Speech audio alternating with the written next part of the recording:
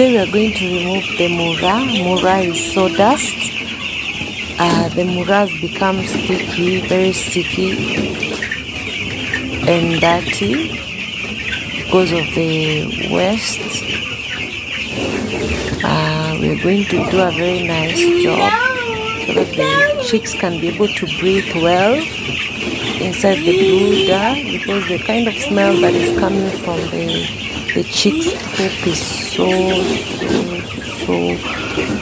it is so alarming, yes.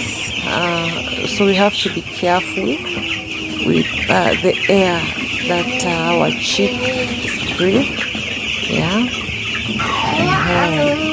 Also ensure proper ventilation.